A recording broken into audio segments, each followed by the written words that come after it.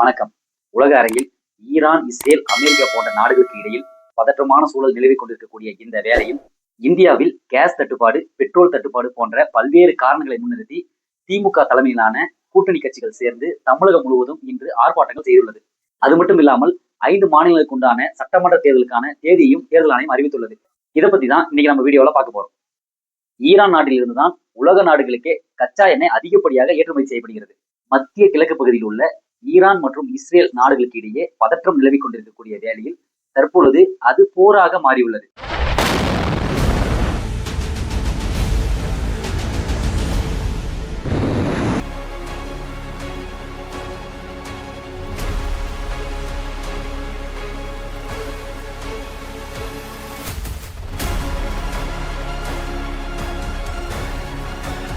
இந்த 2 நாடுகளுக்கு உண்டான பிரச்சனையில அமெரிக்கா தலையிட்டதுனால இது உலக அரங்குல ஒரு பேசுபடும் பொருளா மாறியுள்ளது. போர் நடக்கிறதால கச்சா எண்ணெயோட உற்பத்தி பாதிக்கப்பட்டு உலக சந்தையில கச்சா எண்ணெயோடைய விலை அதிகரிச்சிருக்கு. எரிபொருள் தட்டுப்பாடு ஏற்பட்டிருக்கு. இந்த போருடைய தாக்கம் இப்ப இந்தியாவிலும் எதிரொலிக்குது. காரணம் என்னன்னா, இந்தியாவுடைய எரிபொருள் தேவையில பெரும்பகுதியை வெளிநாடுகள்ல இருந்து தான் இறக்குமதி பண்றாங்க. இதை சுட்டிக்காட்டி திமுக மற்றும் அதனுடைய கூட்டணி கட்சிகள் தமிழகம் முழுவதும் இன்னைக்கு போராட்டம் நடத்தியிருக்காங்க. கேஸ் சிலிண்டர் தட்டுப்பாட்டை போக்க வலியுறுத்தியும் மத்திய அரசு தமிழகத்தை தொடர்ந்து வஞ்சித்து வருவதாக கூறியும் மதச்சார்பற்ற ஜனநாயக முற்போக்கு கூட்டணி சார்பில் சென்னை சைதாப்பேட்டை பனங்கல் மாளிகை அருகே நடைபெறும் போராட்டத்தில் அமைச்சர் மா சுப்பிரமணியன், விசிக தலைவர் திருமாவளவன் உள்ளிட்ட பலர் பங்கேற்றிருக்கிறார்கள். அந்த காட்சிகளை பார்க்கலாம். தமிழ்நாட்டை தொடர்ந்து வஞ்சிக்கும் தமிழ்நாட்டுக்கான திட்டங்கள் என்ன ஆச்சு? ஒரு பக்கம் மத்தியில ஆளக்கூடிய பாரதிய ஜனதா கட்சி எரிபொருள் தட்டுப்பாடு இல்லைன்னு சமையல் எரிவாயு சிலிண்டர் குறித்து மக்கள் அச்சமடைய தேவையில்லை என பெட்ரோலியத்துறை இணை செயலாளர் தற்போது கூறியிருக்கிறார். மறுபக்கம் மாநிலத்தை ஆளக்கூடிய திமுக எரிபொருள் தட்டுப்பாடு இருக்குதுன்னு மக்களை குழப்பிட்டு இருக்காங்க. தமிழகத்துல பெண்களுக்கு எதிராகவும் குழந்தைகளுக்கு எதிராகவும் பாலியல் சம்பவங்கள் அரங்கேறி சட்டம் ஒழுங்கு சீர்கெட்டு மக்கள் எல்லாம் அரசாங்கத்தின் மீது கோபப்பட்டு வெகுண்டு எழக்கூடிய இந்த வேலையில மக்களுடைய மனநிலையை திசை திருப்பும் விதமாக எரிபொருள் தட்டுப்பாடு இருப்பதாகவும் கேஸ் சிலிண்டர் கிடைக்கலன்னு சொல்லி திமுக தனது கூட்டணி கட்சிகளுடன் சேர்ந்து ஒரு பொய்யான போராட்டத்தை தமிழகம் முழுவதும் நடத்துறாங்க. வணிக பயன்பாட்டிற்கான எரிவாயு சிலிண்டர் தட்டுப்பாட்டிற்கு காரணமான ஒன்றிய அரசுக்கு கண்டனம். பல இடங்களில் சிலிண்டருக்கு பாடை கட்டி தாரை தப்பட்டையுடன் ஊர்வலமாக சென்று இந்திய கம்யூனிஸ்ட் கட்சியினர் நூதன போராட்டம். சட்டம் ஒழுங்கு சீர்கெட்டு சந்தி சிரிக்கக்கூடிய இந்த வேலையில நம்ம முதல்வர் அவர்கள் 2 சின்ன பசங்க கூட சேர்ந்துட்டு ரீல்ஸ் போட்டுக்கிறாரு.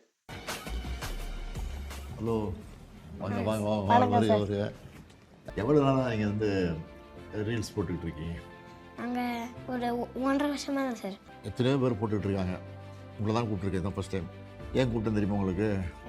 உற்சாகப்படுத்துறதுக்கு, உங்களை பாராட்டுறதுக்கு, அதுக்கு தான் கூப்பிட்டுருக்கேன். சரியா?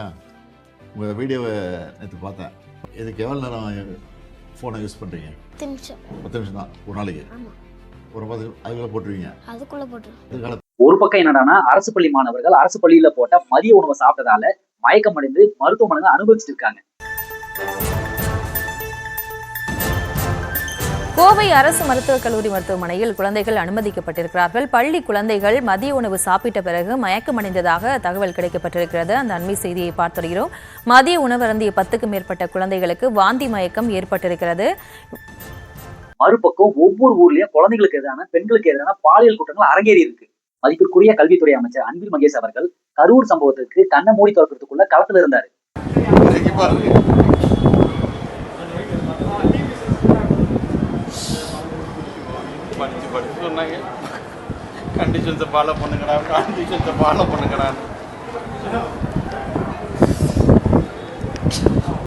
ஆனா கோயம்புத்தூர்ல நடந்த சம்பவத்துக்கு நேர்ல செல்லாம மௌனம் காக்கிறது எந்த விதத்துல நியாயம்? சரி, இப்போ கல்வி அமைச்சர் வந்திருக்காரு, கூப்பிடுறேன்.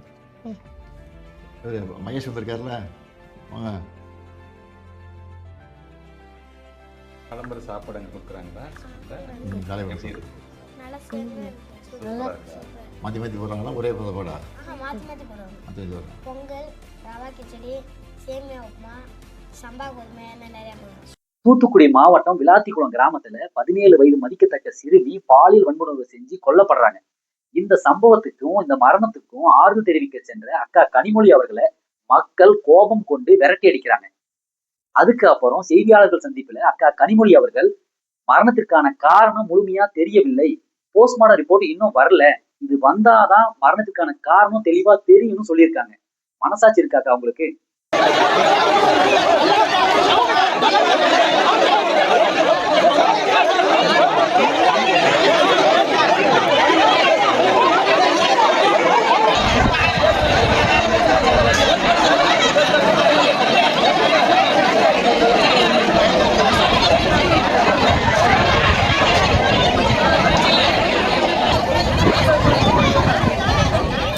தூத்துக்குடி மாவட்டம் விளாத்திக்குளம் அருகே +2 மாணவி கொலை செய்யப்பட்ட கொடூர சம்பவம் குறித்து கனிமொழி எம்பி மற்றும் அமைச்சர் கீதா ஜீவன் ஆகியோர் ஆறுதல் கூறிவிட்டு வெளியே வந்த நிலையில் அந்த கிராம மக்கள் கனிமொழி எம்பி மற்றும் இந்த தமிழகத்தை ஆண்டு கொண்டிருக்கக்கூடிய திராவிட முன்னேற்ற கழக அரசு மக்களுக்கு எதிராக அனைத்து செயல்களிலும் ஈடுபட்டுட்டு மக்களுக்கு எதிரான மனநிலை உருவாகும் பொழுது அதை திசை திருப்பும் விதமா ஏதோ ஒரு விஷயத்த செஞ்சுட்டே தான் இருக்காங்க. எரிபொருள் தட்டுப்பாடு, சிலிண்டர் கிடைக்கல என்ற காரணங்களை முன் வச்சு திமுகவும் அதன் கூட்டணி கட்சிகளும் இன்னைக்கு நடத்தின ஆர்ப்பாட்டம் தான் இதற்கு உதாரணம். இப்படி திமுக பொய்யா பேசி மக்களுடைய மனநிலையை மாற்றக்கூடிய இந்த வேலையில இந்திய தேர்தல் ஆணையம் 5 மாநிலங்களுக்கு உண்டான சட்டமன்ற தேர்தல் அறிவிப்பை வெளியிட்டிருக்காங்க. அஸ்ஸாம், கேரளா, புதுச்சேரி, தமிழ்நாடு, வெஸ்ட் பெங்கால் என 5 மாநிலங்களுக்கான தேர்தல் தேதி அறிவிக்கப்பட்டிருக்கிறது. இதில் மேற்கு வங்கத்தை தவிர மீதமுள்ள எஞ்சியிருக்கும் 4 மாநிலங்களுக்கும் ஒரே கட்டமாக தேர்தல் நடைபெற இருக்கிறது. அஸ்ஸாம், கேரளா, புதுச்சேரி இந்த 3 மாநிலங்களில் 9ஆம் தேதி, ஏப்ரல் மாதம் 9ஆம் தேதி ஒரே கட்டமாக தேர்தல் நடைபெற இருக்கிறது. வாக்குப்பதிவு 4ஆம் தேதி மே மாதத்தில் நடைபெற இருக்கிறது. தமிழ்நாடு சட்டமன்ற தேர்தலுக்கான தேதி 23 ஏப்ரல் என அறிவிக்கப்பட்டிருக்கிறது. அதன் பிரகாரம் ஏப்ரல் 23ஆம் தேதி தமிழகத்துல தேர்தல் நடக்க போகுது. இன்னையில இருந்து தேர்தல் நடைமுறை விதிகள் அமலுக்கு வந்துருச்சு. திராவிட மாடல் ஆட்சின்னு மக்களை ஏமாத்தி ரீல்ஸ் சுத்திட்டு இருந்த நம்ம முதல்வர் அவர்கள் 2 சின்ன பசங்களை வச்சு ரீல்ஸ் போட்டிருக்காரு. கோயம்புத்தூர்ல தன்னுடைய துறையில நடந்த சம்பவத்துக்கு நேர்ல போகாத கல்வித்துறை அமைச்சர் அன்பில் மகேஷ் அவர்கள் ஐயா ஸ்டாலின் அவர்கள் ரீல்ஸ் எடுத்ததை பார்த்துட்டு இருக்கிறாரு. உங்க ஆட்சியையும் அமைச்சரவையும் பார்த்து மக்கள் பெருமைப்படுறாங்க ஐயா. ஏப்ரல் 23ஆம் தேதி தமிழகத்துல நடக்கக்கூடிய சட்டமன்ற தேர்தலில் திமுகவுக்கு தமிழக மக்கள் சம்மட்டி அடி கொடுத்து அவங்கள தோக்கடிக்க வேணும். அப்பதான் மக்களுக்கு எதிராக செயல்பட்டா என்ன பலன் கிடைக்குன்னு அவங்களுக்கு புரியும். திமுக சொல்ற மாதிரி தமிழகத்துல கேஸ் தட்டுப்பாடு இருக்கா இல்லையா? உங்களுடைய பதில கமெண்ட் பண்ணுங்க.